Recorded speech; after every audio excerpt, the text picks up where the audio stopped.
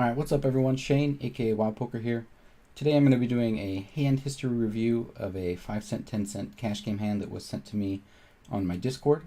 I'm going to be making videos like this about once a week, so if you guys want to have a chance to have one of your hand histories reviewed in any no limit hold'em format, whether it's cash games, FTs, sit and goes, in any of those formats, if you want an in-depth review done by me, get involved in my Discord. The link will be in the description down below.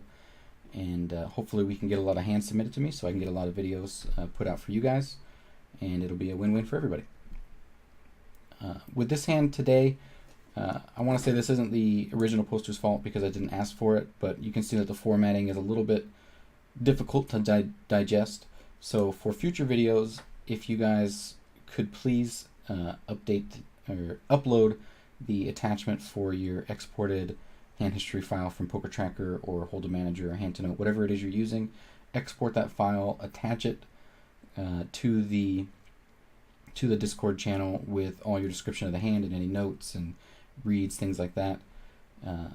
Then I can use that to open up a replayer, and it's going to make it a lot easier for me to realize bet sizes in relation to the pot and look at remaining stack sizes and analyze all these other different features that sometimes can get kind of hard to notice when you're looking at a wall of text.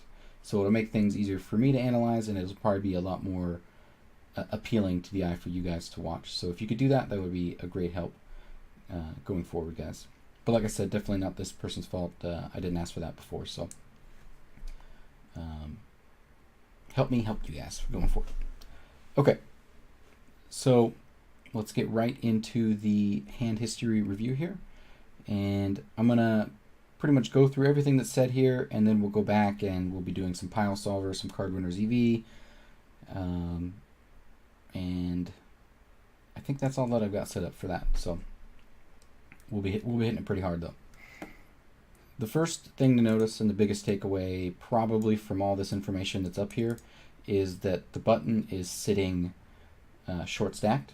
Very good indicator of a recreational player. Not always a slam dunk indicator.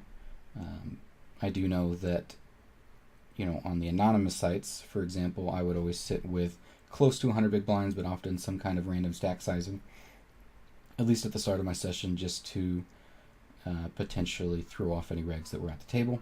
So there are some people out there that do stuff like that, or maybe he just lost a hand, doesn't have auto reload on for whatever reason, and is going to be reloading the next hand. So there are some exceptions to the rule, but for the most part, when we do see these kind of short stacks, we're already thinking recreational player.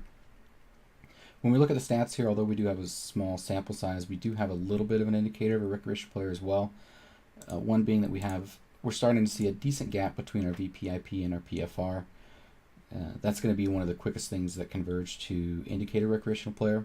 This gap isn't huge, so that's one thing against that kind of indicator. But we do have definitely a VPIP that's, I think, quite a bit higher than what we'll see most regs playing, especially in the micro stakes. And the other indicator is that we're seeing a very low 3-bet percentage, which is something that you probably won't see from most regs, especially if they're going to end up being an aggressive reg that are playing more hands. They're going to tend to probably have a little bit higher PFR and a little bit higher 3-bet to go along with that. But again, only 156 hands here, so this could just be a couple hands pre-flop where he wasn't, he was right into his calling range and not his 3-bet range. That happens 3, 4, 5 times, and boom, we have something that looks a little bit like this. So not reading too much into it, but just highlighting some of those potential indicators there. The reason I left the small blind stats up, even though the small blind isn't in this hand, is that we do have a very tight player. And if the button is someone who's paying attention, it might cause them to open in their button range a little bit more than maybe the standard or their standard, because they essentially only have kind of one player to get through, which is the big blind or the hero here in this hand. We do have a little bit of a deterrent from the button just going crazy because we do have the hero playing a pretty good aggressive style, it seems here. So if this guy's aware of that, he's definitely not going to be able to get crazy and open 70-80% of hands or anything silly like that. So just wanted to point those out. We got 9s in the big blind, and like I said, fold to the button. Button opens for 3x, which is potentially another indicator of a recreational player. I don't play at 5 cent, 10 cent, so I can't speak for that limit specifically, but you know, I'm sure most of you are aware that regs these days tend to use smaller open sizings from almost all positions, and especially the button. So, you know, if you are playing at 5 cent, 10 cent, and you notice that all the regs are more trending towards smaller open sizings, and all of a sudden we see a 3x on the button, you know, we could use that to just add to all the indicators that we've already had to this point, and you know, make that next step read that, yeah, we're probably dealing with a recreational player. However, at 5 cent, 10 cent, you know, there are probably some regs who have gone and developed a little bit tighter range and bigger opening sizes from all positions in order to combat some of the effects of the rake, and try to take more pots down pre-flop using a little bit bigger sizing, or you know, use bigger sizings to try to isolate the other recreational players at the table more often, and play in bigger pots against those recreational players. So that could be a thing. That's up for you guys to, you know, judge one way or the other based on what you're seeing players doing at your limits. But I can tell you at my limits, people that are opening 3x are typically going to end up being recreational players. Okay, so we see the flop. We're looking at a 7-6-5 flop here. See a decent sized c-bet from the button. We go for a check raise. And the comment here, the flop hits my range pretty hard, and I think I can throw 9-9 in my check raise range for valuing protection. I think the villain is stabbing a lot here with Broadway cards, which I think he will fold out except for ace-king and maybe ace-queen. The first thing that I wanted to touch on, I'm not going to touch on whether I think we should be check raising 9s here yet, or what we should be check raising on this board. Reason being is we'll do that when we get into the pile, when we really start to dig into this hand. But I did want to spend a second and just touch on this concept, hitting my range. And I don't think he's saying that he has a range advantage. But I just want to be really clear about what it means when a board is hitting our range hard, and in the context of big blind versus button specifically. And in order to help me do that, I'm going to pull up the ranges that I put in the pile for the two players. All right, so this is going to be the buttons range. This is going to be the big blinds range. Whether or not you guys agree with these being the specific ranges that the players could be playing with in this hand, I don't think is super important here. But the point that I wanted to highlight in this situation is that our hands are, or our ranges are almost identical, with the exception that we're missing a lot of the overpairs here, which are the only things that are really gonna, the only things that are really differentiating these ranges at any huge frequency. And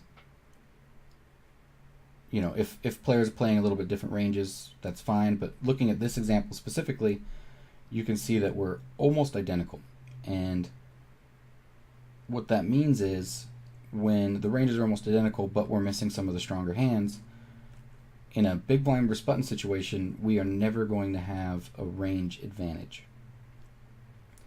So we do have to keep that in mind going forward. That doesn't mean that when we get to flops, we're not able to check raise or play aggressively on certain board textures. I don't think that's the case at all. But we do want to be careful about getting too attached to a board, saying this board is better for us than for him. Or, and again, like I said, the poster didn't say that specifically, but I just wanted to highlight this for everyone watching the video, because I have heard people make those kind of comments that this board is better for us than him, and that just doesn't happen in a big blind versus button situation.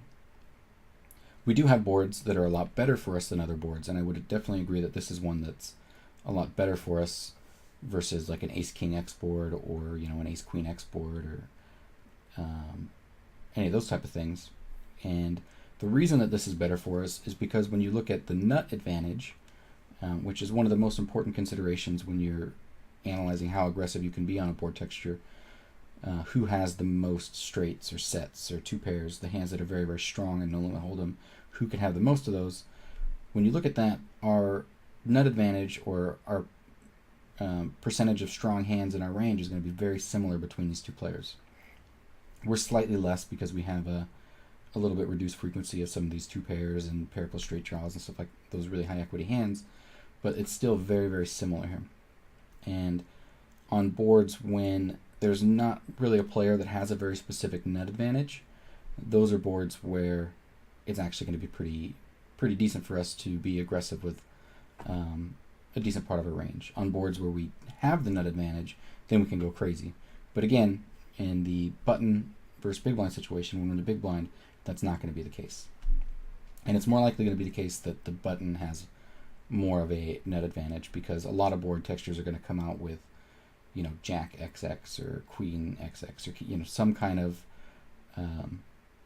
Broadway type card, type board, or two Broadways and an X hand. That's going to be a very common thing. And when we're 3-betting a lot of our Broadways and bigger pocket pairs, then we don't have those sets. Boom, he's already got some big net advantage hands. Or on really dry, disconnected board textures, when he can have all the really strong over pairs and we can't, boom, again, he's got a nice net advantage. So I just wanted to show you guys that and give you a chance to kind of really visualize, looking at the ranges, just how impossible it is for us to really have a equity advantage or even a nut advantage in a big blind versus button situation.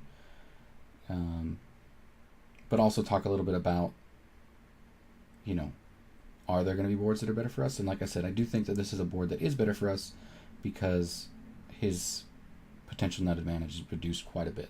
So hopefully that makes sense, guys. If you have questions about what point I'm trying to illustrate here, or kind of what I'm getting at here, definitely post in the comments of the YouTube video or the Discord, and we can talk about it a little bit more, but hopefully that kind of illustrates that point to you.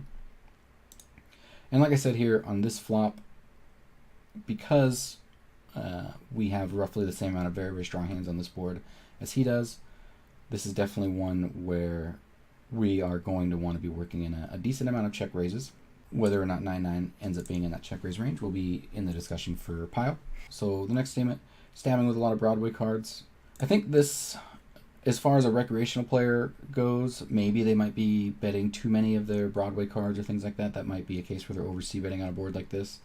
But I do think that this is a texture where there are players out there that just give up with their Broadways and, you know, check back and maybe put them into a delayed c-bet or try to turn a top pair or something like that to not open themselves up to a check raise. So we got to be very careful about the type of player that we're playing against.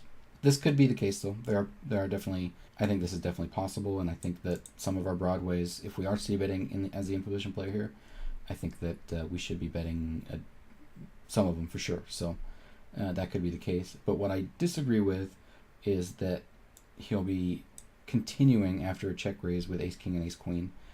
I think it takes a very special type of player to c-bet ace-king here, get check raised, and float it on this kind of a board texture. And we don't really have indicators to say that this is going to be the type of player doing that kind of a thing. So I would assume that when we get to the turn after the check raise, ace-king, ace-queen, ace-jack, you know, king-queens, things like that are going to be a very, very, very, very small part of his range, if they're even in there at all. It basically so unlikely, in my opinion, that it's not something I would ever worry about continuing with a hand. So that's the first thing that I'll kind of talk about. We'll look a little bit more about what maybe his c-betting range should be, and then I also messed around with some node locking for a couple different kind of c-betting ranges, and then what he should continue with versus our check raise. We'll look at that in Pio as well. So once he does call, we get to the turn, and we decide to go for a check call. So not sure if I should continue betting here after I've narrowed his range down quite a bit, which is a good question. I think this is something that we should all be asking ourselves. You know, how much did we strengthen our range, and how was our range doing against our range here after we've gotten to the turn, we've gotten the information of the next card, we know that he's continuing with a stronger range. Is our range still ahead here? Can we keep betting on the turn? And then also, is our specific hand still ahead here? And can it be part of our group of hands that we are going to continue with betting here on the turn? So that's a good question. We'll be answering with Pio. Perhaps I should be betting to target ace-king. So again, we've already discussed that we don't think it's ever getting to the turn, so not a concern here at all. So definitely for the person that posted this hand, I would say, really spend some time thinking about what are the hands that are going to continue to get to the turn here. I think things like King 7, Ace 7, 6, all those suited pair plus overcard hands, 8, 7, 6, 8. There's a lot of pair plus straight draws, a lot of just one pair hands in his range that are continuing that I think are way, way more worth considering than something like Ace King. So definitely slow down a second, when you're in the hand and when you're doing your after your hand analysis, and really think about, does it make sense for a specific type of hand to really be here. I feel like if we're bet, we're only getting called a better. That could be the case. I don't necessarily think it's the case on the turn here, but that doesn't always necessarily mean that we check. And we'll kind of look at that a little bit when we're looking at Pile. But one thing to consider is, let's say the majority of his range is something like 8x here. And, for some reason when we bet he folds the 8x and we're not getting any value from it, it's still good for us to bet and protect our hand versus those 8x and not give him a free card to check back, or not give him a chance to bluff us off our pocket nines if we're intending to maybe check call one, check fold river, or check fold the turn or something like that. So although this is a good first step, I think the next step is there enough hands in his range with good equity against our hand that if we get to fold, I think would be the next piece of the question. So he kind of answered that a little bit with protection isn't as important. And again, I agree with this. Protection isn't as important when there's only one card to come. But we do have to look up the makeup of his range. If there's a very large percent of hands in his range that still have decent equity versus our hand, then perhaps we want to take advantage of that by continuing to bet and not allowing him to realize his equity, especially when he has position there. Okay, so we answered that a little bit, and we'll dig again into this more when we look at Pile. So when we check, we leave his range a little wider when he bets as opposed to him calling our bet. I would agree with that. This, however, is only really a factor. So the times that we want to go for a check call as opposed to a bet ourselves are times where he has a lot of hands in his range that we're ahead of that aren't going to put more money into the pot unless we check. And also, the only hands in his range that are continuing are, well, let me back up one step here, sorry. So he's going to have a lot of hands that are ahead of us, and then also another part of his range is a lot of weak hands that only put more money into the pot if we check. And obviously, if that's the case, when we c-bet, we're not getting any value. This is a case where only a small, a medium-ish or smallish portion of his range is made up of those draws and things like that in this example that I'm talking about right now. So it's really weak hands, a couple, medium hands that we're worried about protecting against, and then a bunch of hands that are stronger than us.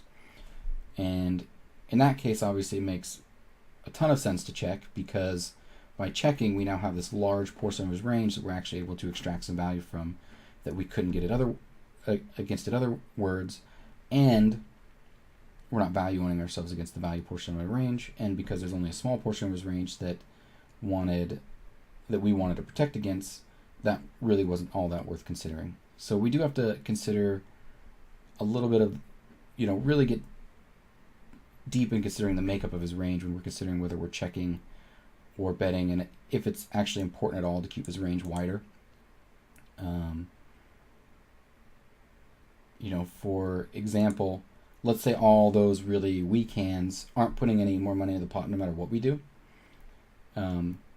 unless they improve to a hand that beats ours, then it makes more sense. It doesn't really, we're not incentivized to keep his range wider, because then he just gets to check back, see if he improves, and then at that point he'll put in more money.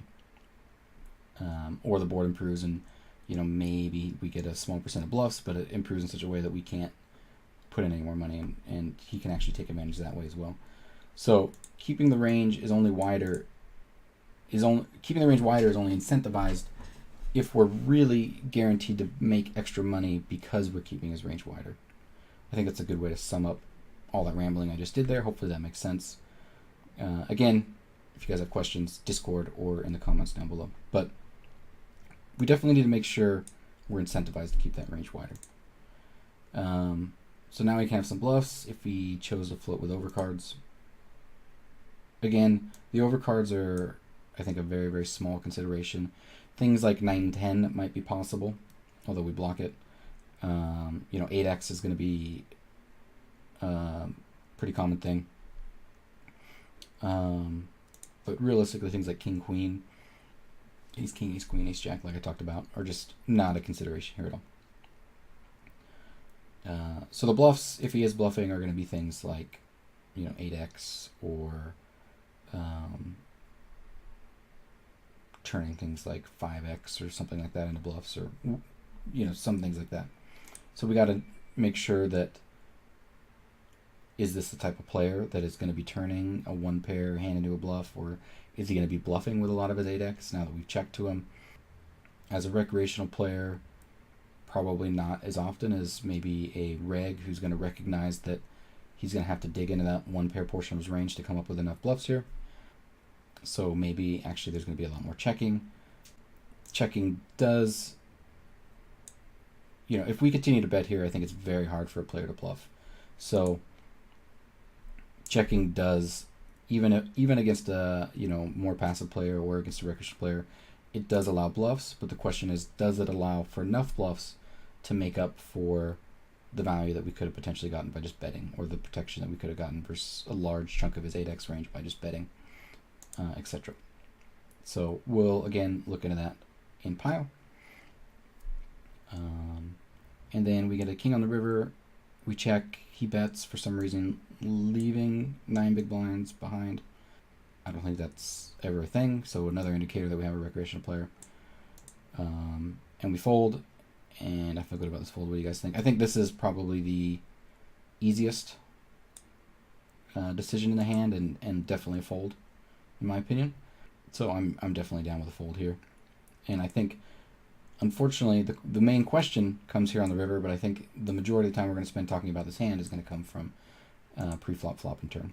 So this is some comments that were left in the Discord by a different player, and I figured we could talk about these for just a little bit before we get into the Pio analysis.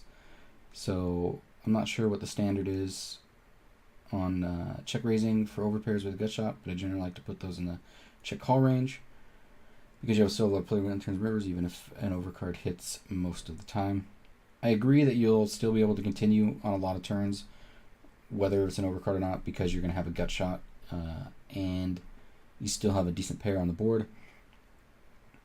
It's going to be pretty difficult on most turns for you to be folding, so you're going to get to see the river a lot.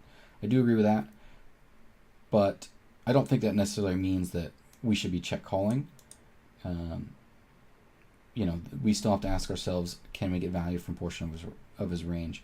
Is he betting so many things like overcards or weaker, I guess a pair plus a gut shot, or a pair plus an overcard, a lot of that stuff that we can get value from, and also want a little bit of protection against. So we need to look up at the makeup of his range and determine, is there value in check raising more so than check calling. And I think that's a little bit more important than how much playability we have going forward. I guess I could say that a lot of players might decide to check call because they don't want to get re-raised off the pocket nines, or get put in a difficult spot like this where it gets called, turn comes off, and now what do we do with nines on a lot of different turns. I do think there's some merit in that if you think that by you check raising, you're going to put yourself in a spot where you're more likely to make mistakes going forward in a bigger pot. I think that is definitely a big consideration. If you know yourself and you know where you're more likely to make mistakes, you want to avoid those lines. But I think as a poker player, if we're comfortable with our skills and our ability to read how turns and rivers change our equity and how the decisions we make and the decision the opponent makes, how that changes their hand range and their equities and things like that. If we're going to be comfortable with making those decisions as we go, then we need to be willing to put ourselves in tough spots, because oftentimes being in those tough spots is actually going to be where you have the most equity in your hand. Because a lot of times when you're playing the hand that's just the easiest way to play it, it's actually going to be a much lower. So for example, just let's say we check raise here and the villain just shoves. Obviously a very easy way to play the hand, but I think there's a much more higher EV ways to play. Or for example, we just check shove the turn, or we just donk shove the turn, or something like that. Obviously very easy way to play where our thinking's done, but there's definitely more higher EV ways to play the hand, and that's just forcing us to make more decisions, and more decisions usually end up being more difficult. So we got to get comfortable with being in difficult situations, I think. And I'm not saying that he's saying anything like this, but I do hear that, again, a lot from a lot of players from my streams or watching other players' streams, that it seems like they're making decisions based on ease of play rather than profitability and EV of the line. And I would argue that the only reason we would want to go for ease of play is, like I said earlier, if you know that taking a line is going to make you play much worse and you're much more likely to make very big, bad mistakes because of the check raise here, then we definitely want to avoid that.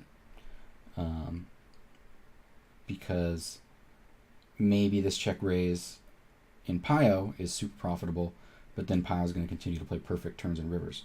But we check raise and now we're way over folding the re-raises, or we're check folding the turn way too often, or we're continuing to barrel way too often with a hand that's too weak and just punting off money that way. If we're starting to make all those mistakes and also increasing the size of the pot, which even makes the mistakes even bigger, then that could be a problem. So hopefully that makes sense. Again, for probably the third out of a million times that I'll say it, if you guys, in all my ramblings have questions, definitely post them in the comments in the YouTube video or in the Discord. I'll definitely get back to you guys. So, but hopefully that makes some sense. Overbetting the turn would be fun here. So overbetting is basically we're turning our nines into a bluff. I don't necessarily think that's what we want to do with our nines. We do have to consider that, again, the nut advantage here from both players should probably still be pretty similar, meaning that, again, this isn't a board texture where we have like a nuts air situation and he's kind of got a capped range, which is typically when you want overbets, when our hands are either very, very strong, very, very weak, and he's got only really mostly middling hands, is when you want to do a lot of your overbetting. And if that was the case, like if we think he's getting to the turn here with very little straights, very little sets, very little two pairs, because we know that he just tries to get him in on the flop, then his range is going to be capped and he's going to have a lot of, things like aces, kings, queens, and there could be value in overbetting and actually trying to get those to fold. But I don't think this is the case here. I think he's actually still going to be getting the turn with a decent amount of straights. He's going to have turned some straights. He's going to still have a lot of two pairs here, going to have some sets here. And because of that, because he's not necessarily capped yet, that's one reason to not want to overbet very often. Another reason to not want to overbet very often is because we're already set up to get stacks in by the river with just a standard bet size and then another standard bet size on the river. So while this isn't always the case, typically you'll see that in 3-bet pots or 4-bet pots or pots that got check raised on the flop, you're going to see much less overbetting from Pio when you can get it all in very easily with just standard size bets on turn and river. Overbets are more reserved for a lot of single raise pots where it takes an overbet at some point to get stacks in by the river when we want to get it in with those really strong value portion of our range. So that's another reason that we're not going to be overbetting very often here, is that we just don't need to get it all in. The reason I think I touched on it a little bit, the third reason would be that I think our nines is actually strong enough here where we don't really need to turn it into a bluff. We have plenty of other hands in our range here that check raised as a bluff that fit much easier and much more naturally into our bluffing range than the pocket nines do. I think we're just a little bit too strong here and have plenty of bluffs to pull from other portions of our range to need to want to turn nines into a bluff. So those are the three reasons why I don't really like overbetting in this spot. But we will check Pio. I did give it an option for an overbet so we can see if maybe because of the board texture or some other reasons, maybe Pio likes that. So once he calls our check raise and then calls the turn, basically saying on the river, his range is going to be pretty strong. I would agree with that. I would definitely, we are going to get to the river with him being probably somewhat polarized, meaning he's still going to get to the river with probably a decent chunk of 8x and maybe some 2 pairs and things like that I think is going to be a decent portion of range, and maybe considering letting those bluff on some rivers and going for check calls some of the times might be the play, because his range is either hands that beat us or a bunch of weak hands that are going to fold to our bet, or we just have to look at what the river card is and what range we think he's getting to the river with, depending on our bet size on the turn had we bet, or depending on the river card and things like that. But for the most part, obviously this is definitely going to be the case. He's going to be probably somewhat polarized, and probably by the time we get to the river, quite a bit stronger than us. So I guess the question that's raised by this, like let's say we do bet, how often do we turn our hand into a bluff on some rivers? Do we just check call some rivers? Do we check fold rivers? So we can also look into this a little bit, even though it's not pertaining to the exact line that was taken. We can give ourselves some betting options on the turn and kind of see what we do on different rivers. And I think that might be interesting as well with the pocket nines for a lot of you guys. You could 3-bet pre-flop some of the time with 9-9-2. I actually think you should be 3-betting with nines more than some of the time.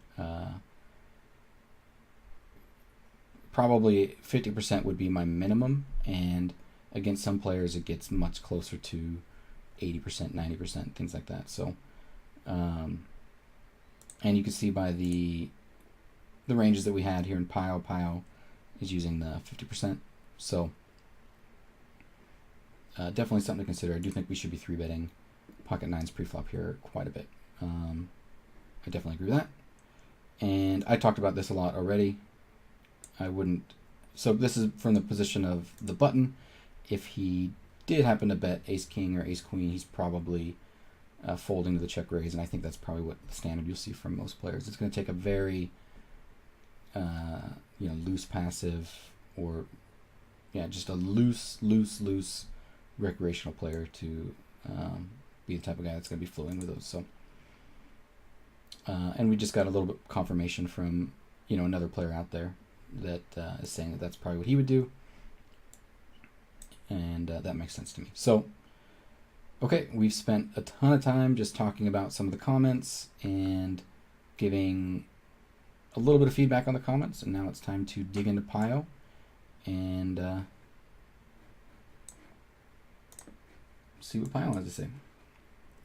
Again, just real quick, I'll show the ranges.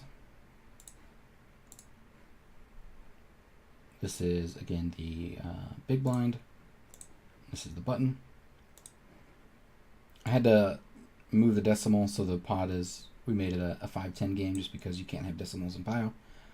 And our remaining stacks, based on the shortest stack, which was the button. For him, in position, I just actually gave the bet sizings that he used in these spots. It does mess with the numbers that we get a little bit, because if we give a bunch of different options on the turn, for example, it's going to make it a little more difficult for the out of position player to play, so we might play slightly different to adjust for all these different options that are going to come his way. But it would just take me all day to run if I start adding a bunch of options, and it might even get too big to where I can't run it. So I just left it at this. On the river, I actually tried to give like a small bet. You'll see some players, basically be like, he's never calling with anything but a straight if I go all in, so they'll try to get away with a half pot bet or something. And then this is the percent that he used, and then I also get the all-in option. And for some reason, when we got to the river, it only used the all-in, and I didn't have the time or want to take the time to try to figure out why it's not giving these options. So we're just stuck with the all-in, so we don't get to compare these. But I mean, the standard, when it's a 2/3, 3/4 size bet on the river, if we are betting, it's just going to be all in or fold anyway. So it's not really all that significant. But I was kind of bummed. I was going to spend a little bit of time talking about why we shouldn't ever really use some small sizing. For us, though, I did give us a bunch of different options here. We're always going to be checking. This is the check raise size that was used. When we get to the turn, do we ever overbet? Or do we prefer some smaller sizings? Donks are allowed. We can check raise all in. I mean, we gave us a bunch of different options, which is nice for us, so we can kind of analyze our play and go from there. So the one thing that I would definitely encourage you guys to do before I get into Pio, and I've talked about this in some of my earlier videos, but I really think that you should spend some time analyzing what you would do in this situation when you're facing a c-bet versus type of player on this type of board.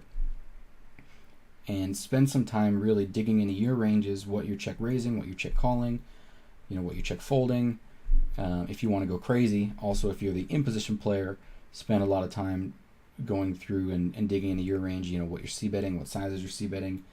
Obviously, because I only have this sizing, this is all we're going to get to see, but if you are c-betting 55%, what's your range look like? It's very time consuming to do this if you're really going to do it correctly. So it's not something that you should be doing with every hand that you analyze, especially if you're using Pio. It's not something that you should be doing even once a day. I mean, even trying to do it once a day, it's probably going to take you a good hour or more to really spend some time writing out all these ranges or using a program to go through all these ranges until you get better and better at doing it. But it's still going to be very time consuming. And although it's incredibly valuable, if that's all you're doing, I think you're missing out on some other type of study things you could be doing.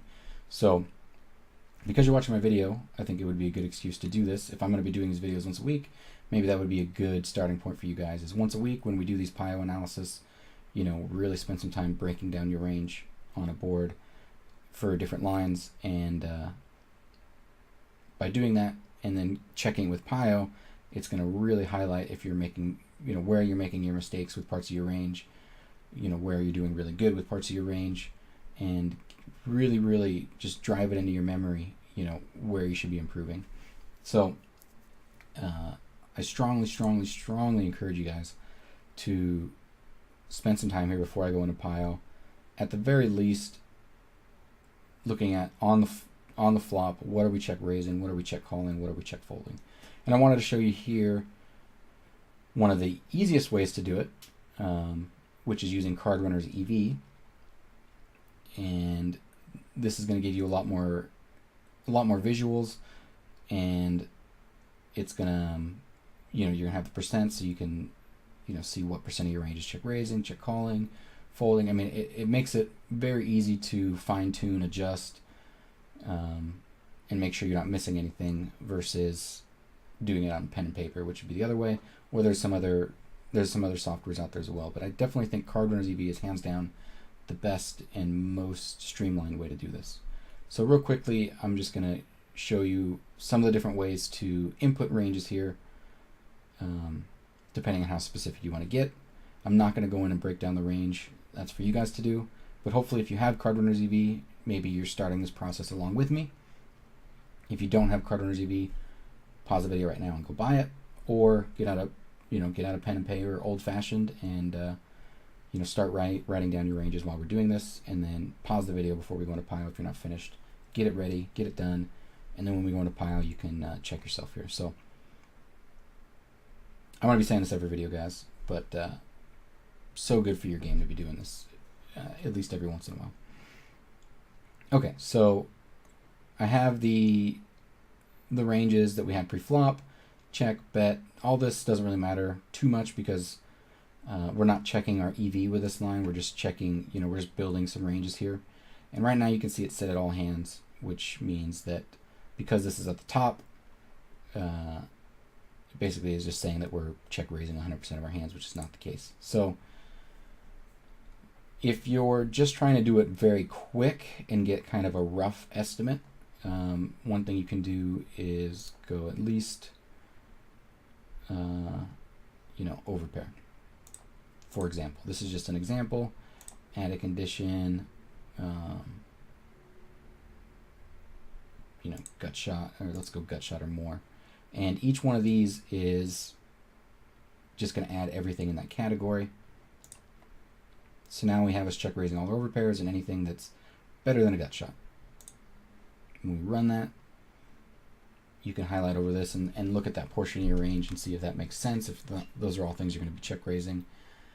You can look at these portions of your range and see if that makes sense and see if those are all things that you're going to be check raising. If all of those are part of your check raising range, but you don't want to check raise all of them 100% of the time, you just right click, it's going to give you a weight, and you can move it down. So 60% of the time you're going to be check raising a gut shot or better.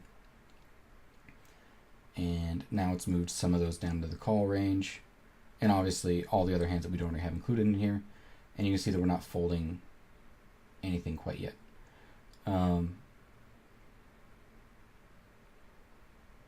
If, let's say you look at this and you're thinking that maybe not all gut shots are created equal and not all gut shots want to be check raised, then you can go in and fine tune this a couple ways. And the one thing that I do is often I'll get very specific. So instead of having greater than or equal to a gut shot, I'll have, an open-ended straight draw. And then I'll have a gut shot. So we have the two different straight draws separated, and then we can fine tune it that way. The other thing you can do is add a condition here, and you can go into the range. And so now you can see, let's do this actually.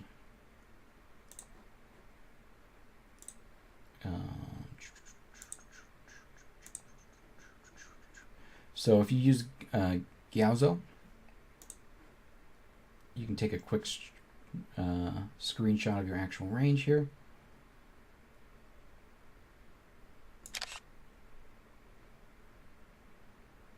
Boom, we have that. So I'm going to pull it off screen, but you would have it where you can see your pre-flop range, and then now you know when you look at this, you know what hands that you're going to have. Like, for example, I know that I don't have 9-3 suited or 9-4 suited, in case you can't remember. So, and it also is telling you what the board is here, so you know what's connecting with it. So, for example, you know that you actually don't want to ever check raise your pocket threes, and you also don't want to check raise your pocket fours because those are both gut shots. Well, the pocket fours is an open and straight draw, but we don't have it because we have it in greater than equal to. Pocket fours are put in this category, and we also we don't want to check raise like our ace 8 suited. Boom. So that's an example. We move that above, save and close, right click, move that category down to 0, run it again, and now you can see that those hands are put down into the call category. So that's one thing you can do, is you can have a big general category, and then you can slowly take out some of the hands to refine it, or you can do just the opposite of that, and you can know, I want to check raise these hands. We're just giving an example here. I want to check raise these hands exactly. If this isn't exactly how you want to do it, if you want to get down and define sets, or not sets, suits, you can do it here, or you can type it in text. I mean, you can do it very refined with this way. Done. And the way that CardRunners EV works is it works from top to bottom. So if you put this at the top, that's always going to go through before this one. That's why I had to move this 0% before here, because it's now taken out all of these hands before it's getting to this section. So anyways, we know that we're always check raising that portion. And you can have that in there. And you can break it up into a bunch of different ranges. So for example, if you want to exactly put in all of your open-ended straight draws that you're check raising and really fine tune it, you can do one category for that, and you just keep adding in, add new condition, add new condition, add new condition, and just keep refining it until you get to exactly where you want to be. And once you build that, then you move down into your calling range. And so for your calling range, here you can do basically, you know, everything that's left, at least one pair, gut shot or more, basically anything with equity. And what you're trying to do is get rid of just high card blank hands that aren't connected with the board at all, because those are going to be your folding range. So we got all over one pairs, all over gut shots.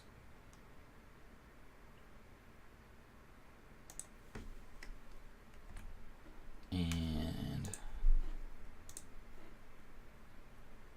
so now we know that we're folding 24%, we're check raising 40%, and we're calling 36%. And so the one thing when we get to Pio, we'll check, let's say that this is how I wanted to build my range. So the first thing I would do in very general big terms is check these frequencies. Are my frequencies in line? And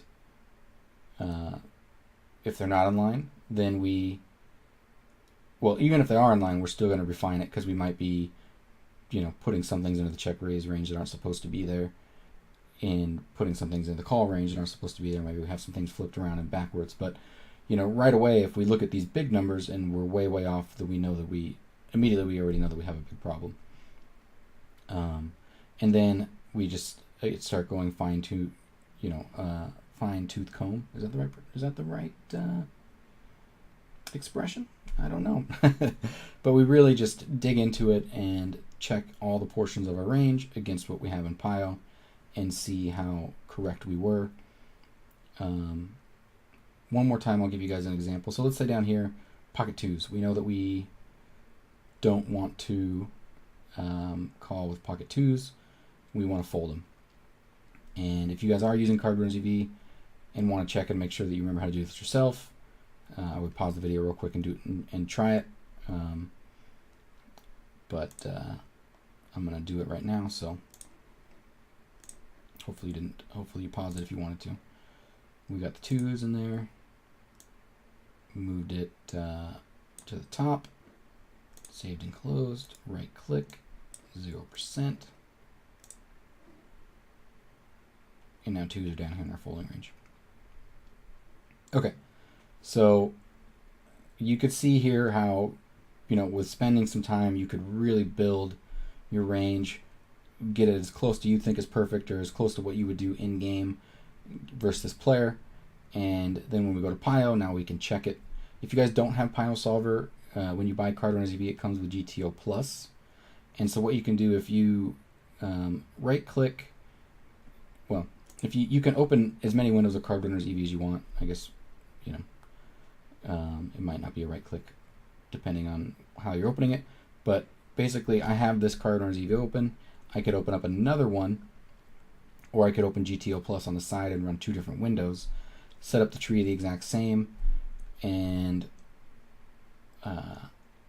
although GTO Plus isn't going to be as exact as Pio is going to be, it's going to be a very good starting point for trying to get to GTO ratios and lines based on your check raising, calling, and folding.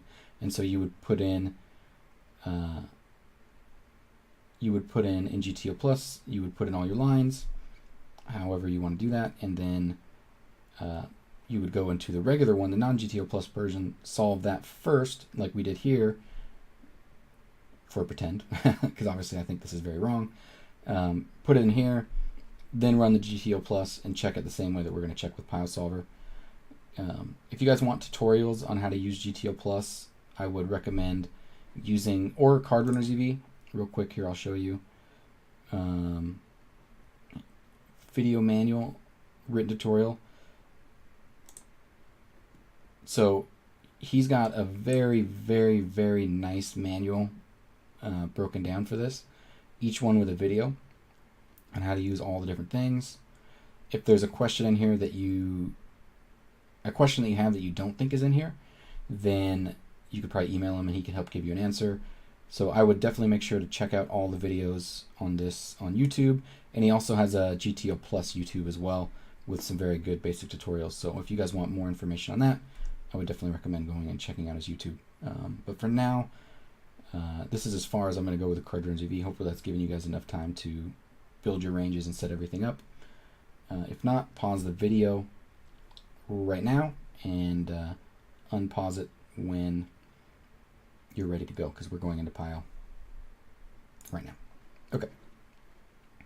So here's the first tree, which is the regular no node locks, Pio versus Pio, with the ranges that we've had.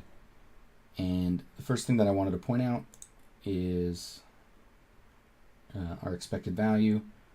We're at 28 here of the 65, and he's at 36. So obviously being in position has good value for him, and then when we look at our equities here, he does have a slight equity advantage, and so that's got some where part of that's coming from, but position is another big part of this. So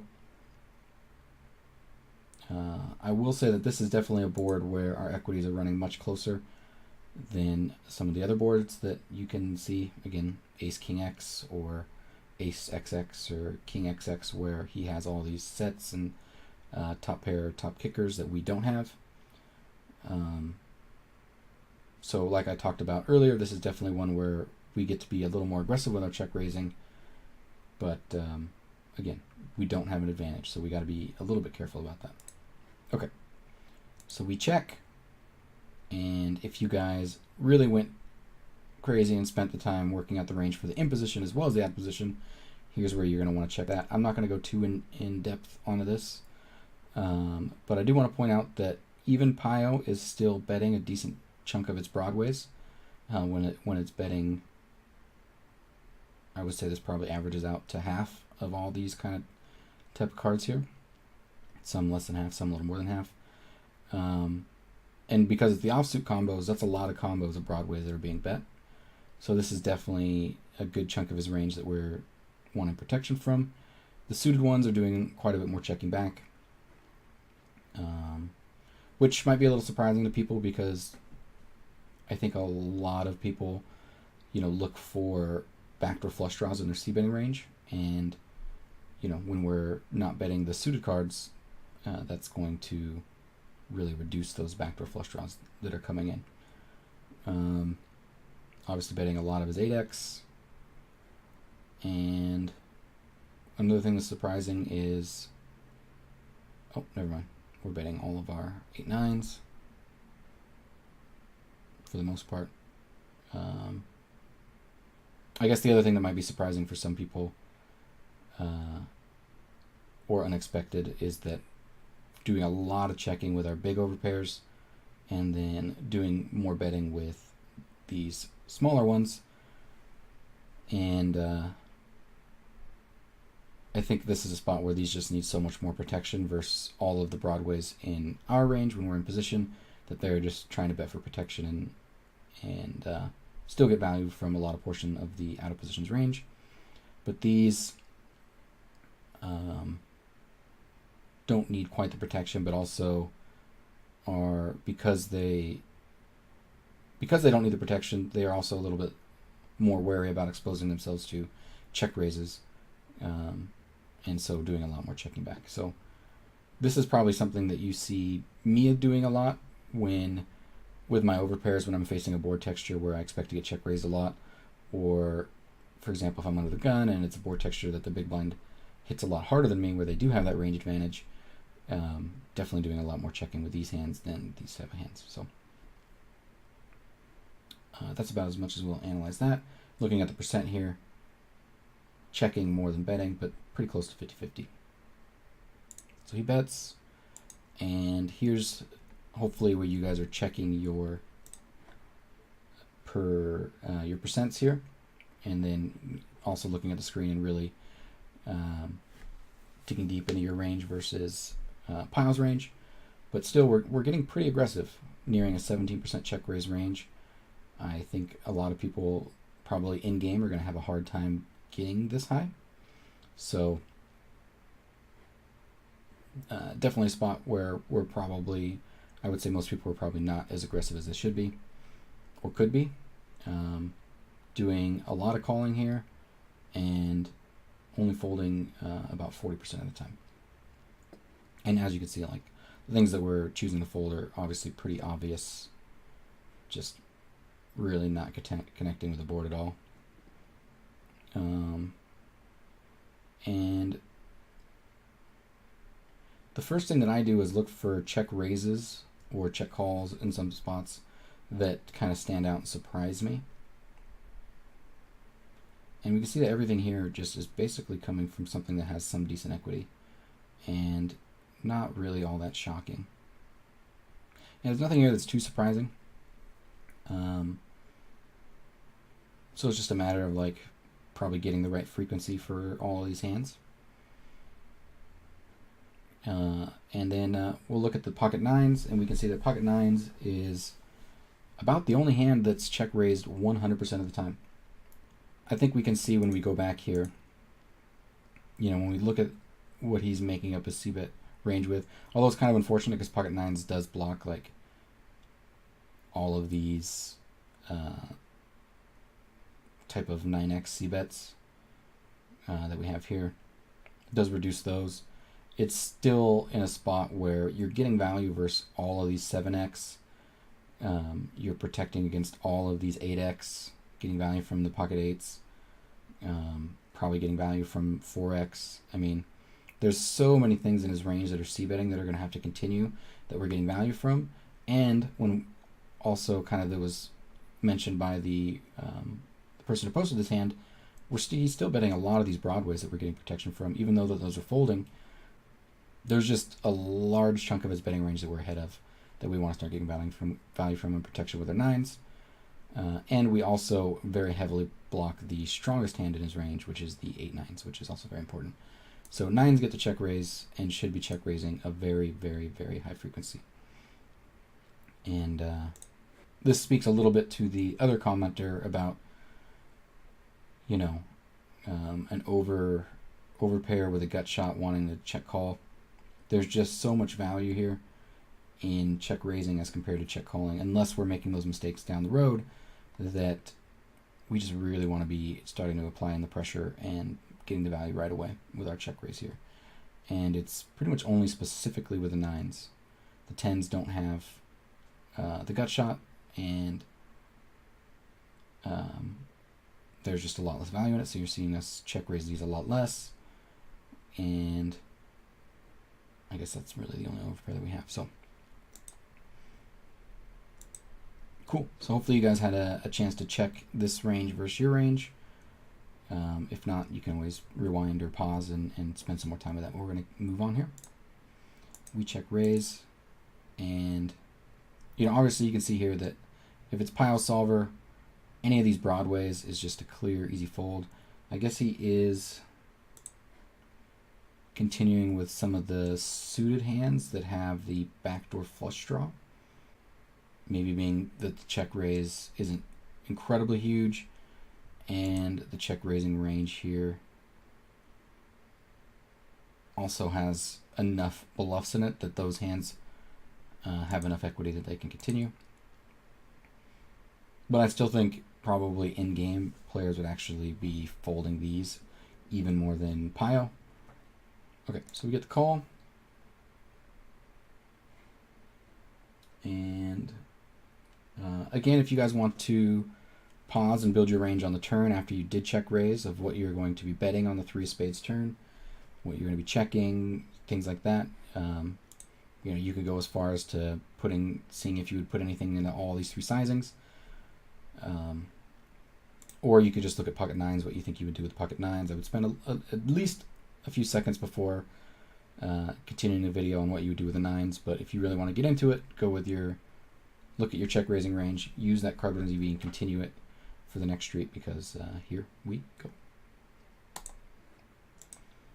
All right, and so what you'll see, a lot of our range that bet, you can see what we did check raise, and you can see that the overbet is pretty much never ever used.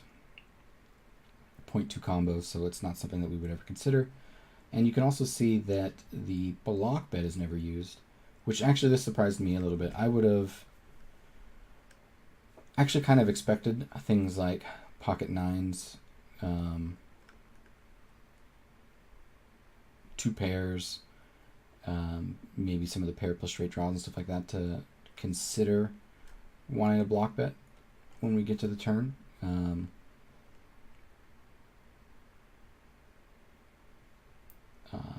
And then also some of the straights and things like that to balance as well. But it's looking like this is also a sizing that just doesn't make a lot of sense in terms of how the ranges are interacting. You see, once we get to this turn, we've actually turned a little bit of an advantage, even after check raising and him calling and continuing with that stronger range that we talked about.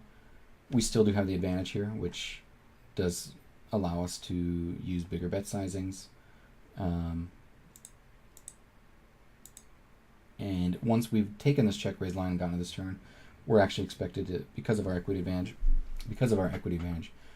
we're expected to get more of the pot than he is now. So bigger bets, let's go.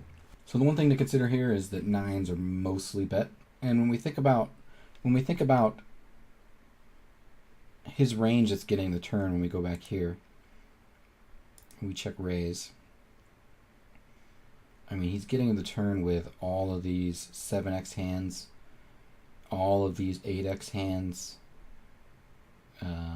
We heavily reduced these 9x hands, but there's still some combos of 9x in his range.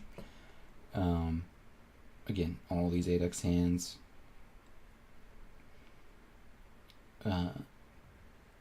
And he's also getting the turn with some of these aces, kings, queens that maybe we decide to turn our hand into a bluff. So the first thing I want to look at, like I said, if we do bet, what are we doing turns and rivers if we do bet the turn?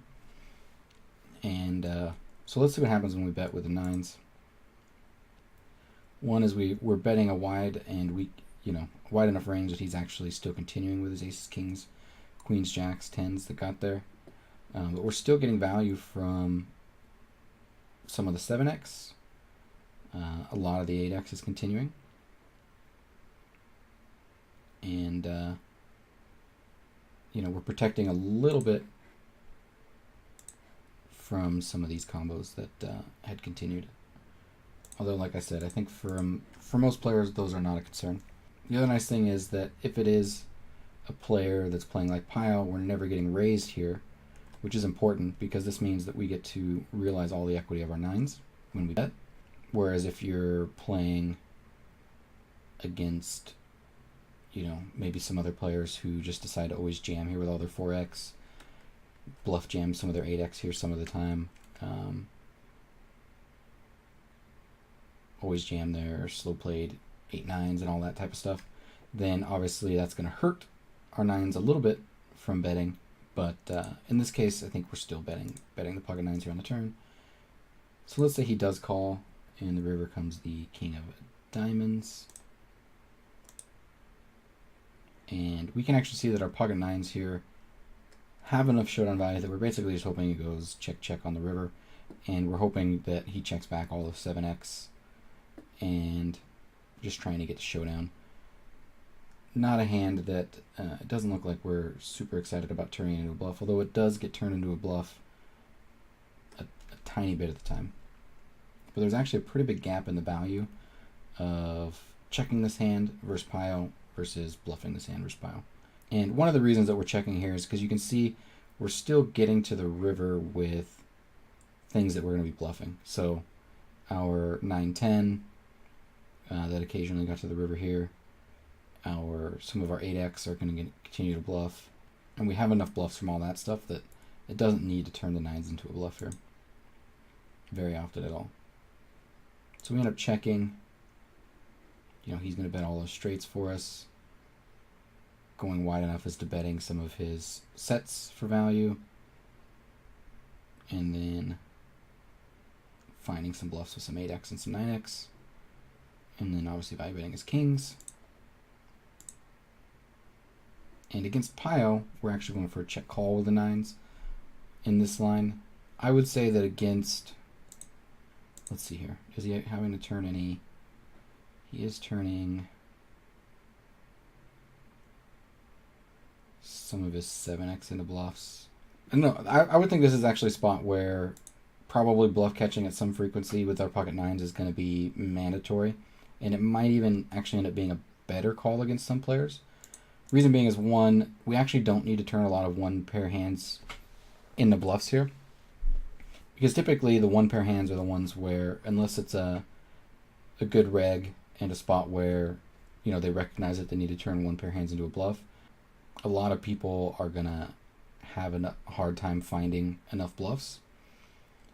But here, I think it's actually a spot where, people are just going to get to the river with 8x, and they might actually somewhat easily overbluff, because you can see here it's actually checking back the ace-8s and the king-8s. So this might be a spot where the player decides to turn all the ace-8s into a bluff and all the queen-8s more of the 9x as well that got to the river. They might end up bluffing those more than what Pio does.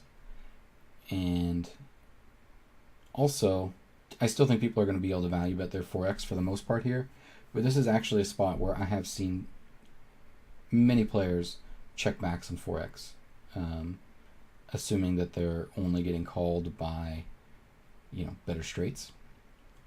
And if that's the case, if you're up against a player who's not able to value bet their 4x here and you block their 8-9 straight, it's kind of a slam dunk check call. As long as we know that they're actually able to turn some of these hands into bluffs, because then that means that they're just way, way, way over bluffing. And also, you can see here that Pio is actually value betting some of the sets here. I do think that there are some players who are going to be capable of value betting sets, but again, if there's players out there that are checking back 4x, there's going to be players that are checking back 7x. So against that type of player, as long as we know, if we have a good enough read on them to know that they're going to check back 4x and sets, then we probably have a good enough read on to know whether or not they're going to be bluffing some of their missed 8x and 9x draws. And if that's the case, then pocket 9s ends up being a pretty easy check call. So that's going to be up to your read on the player.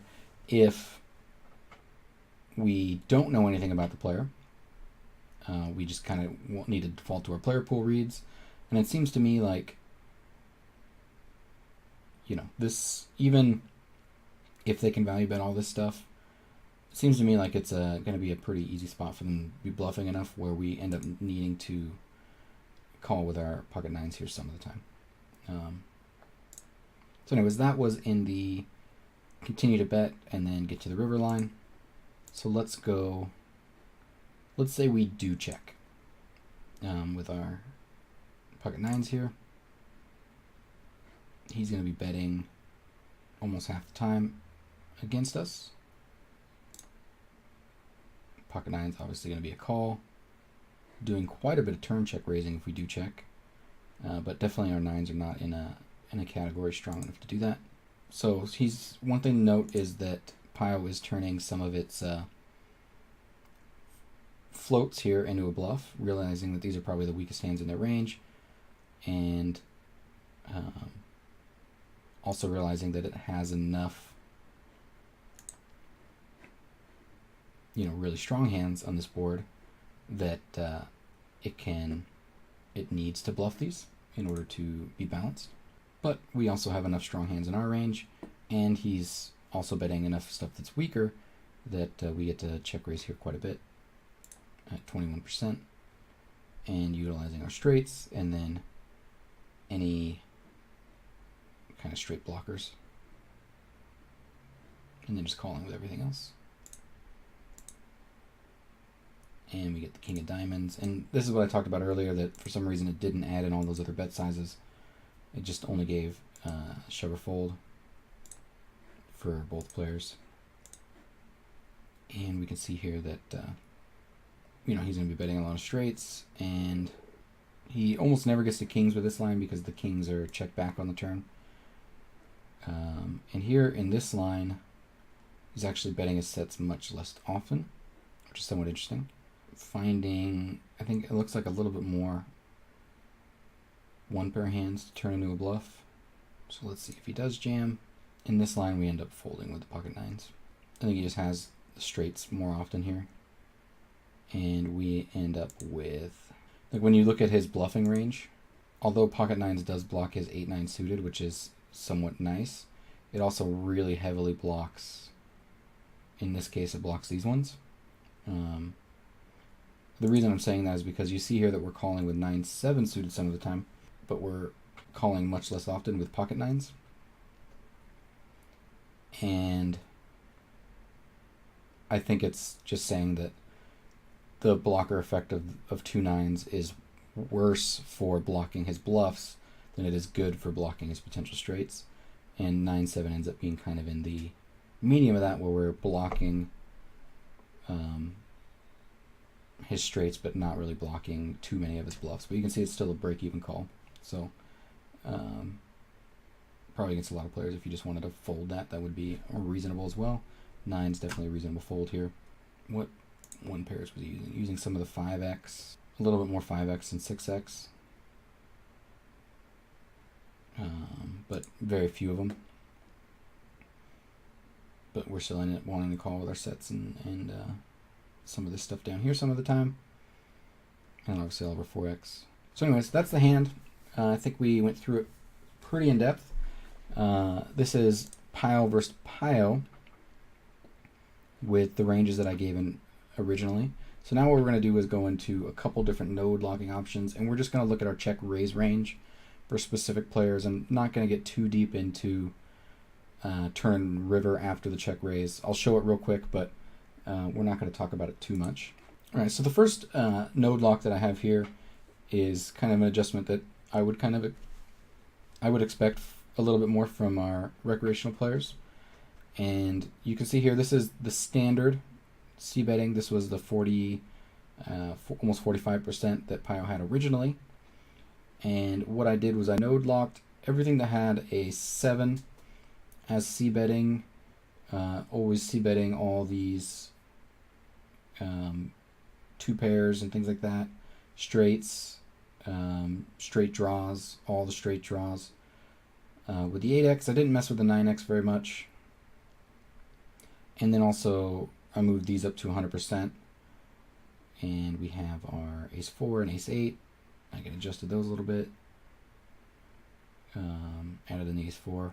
So really driven by just having a pair or having a nice draw to c-bet.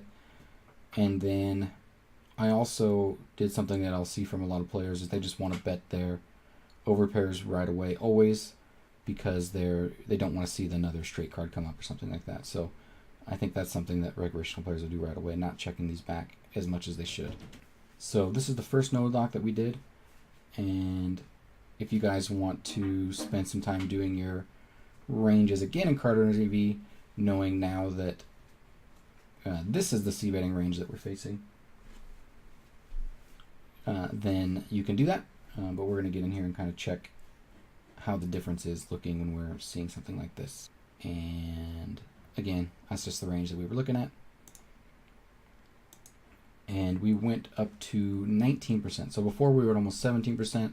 So we upped our check raising range by about 2% here, going between the first and the second one, or the original pile hand and this node locked hand. And it's roughly the exact same makeup of hands, but all that's changed is we're just adding a higher frequency with some of these hands. Real quick, I'll go back to this one. You can see it's very, very similar makeup of hands, but you're probably seeing a little more of the 9x, a little more of the 8x, and a little more of the 4x getting check raised.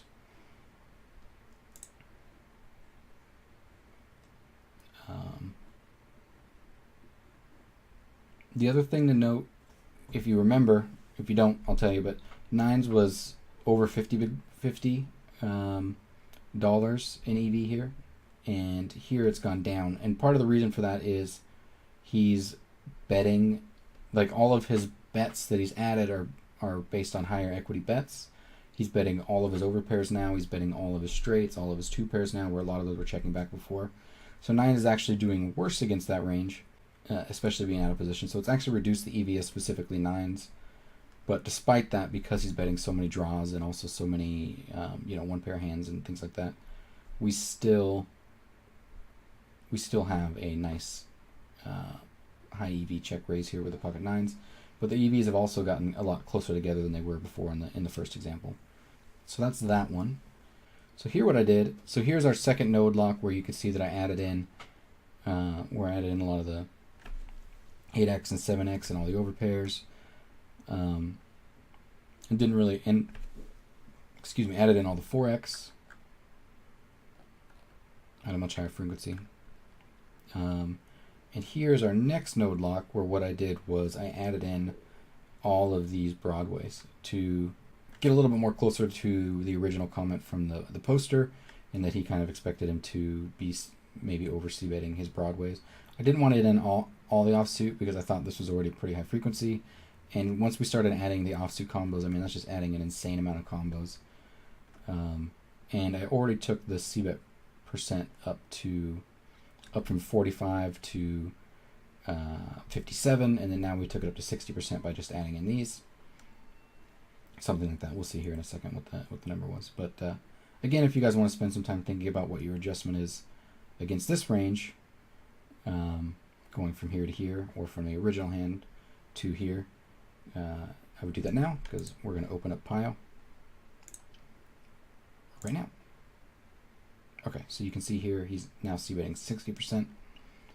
I think a very, very much too high c-bet, especially for the sizing on this board. And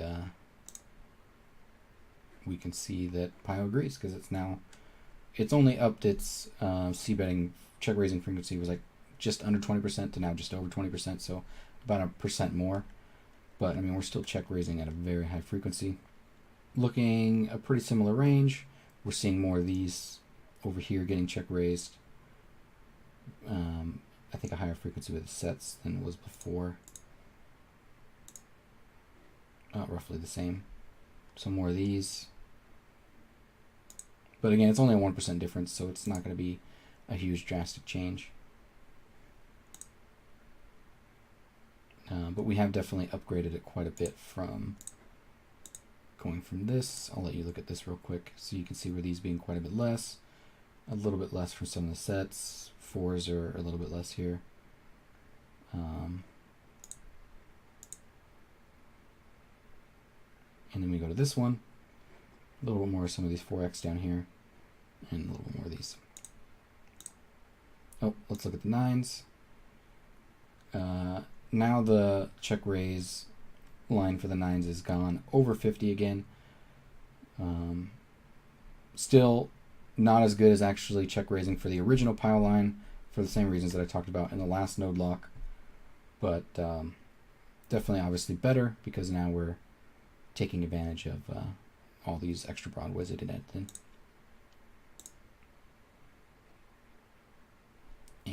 he's just folding all these. The interesting thing here, I guess, that I didn't talk about earlier is we're doing a lot more folding, where in the original example he was calling with all of these broadways. Now he, with the backdoor flush draw as well, now he's folding them at a much higher frequency. And the reason is because before he didn't have all these hands that could easily defend. They're going to have much higher equity than this. And so he was forcing himself to go into even weaker hands in his range in order to meet a good enough defense frequency to where the out of position player couldn't just check raise like crazy.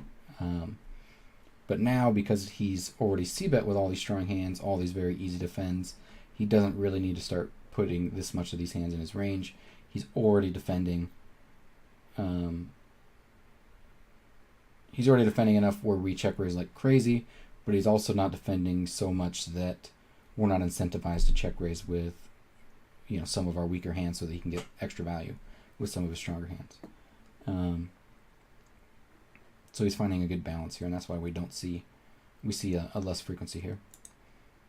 Okay, so that's the hand. Hopefully I touched on all the things I said I was going to touch on and answer all the questions.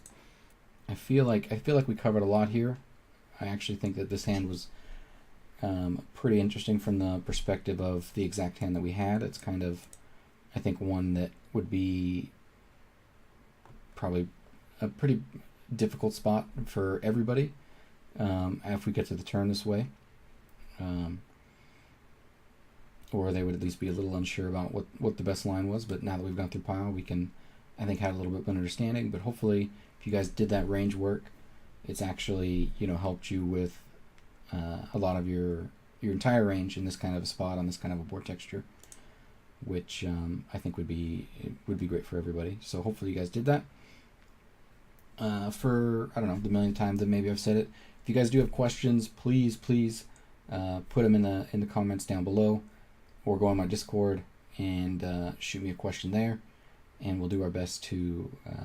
I'll do my best to give you guys a good answer, and to spend time updating whatever parts of this video that maybe ended up a little bit that I didn't go into as much detail as maybe I could have. Also, guys, please send me hands in that Discord. The link is in the description, like I said. So you get in there, send me hands. We'll try to do one of these videos a week, and get a little bit of study and a little bit of learning for everybody. So I think that'll be good. So thank you guys very much for watching the video, and we will see you next week with another hand history review. Take it easy, everyone.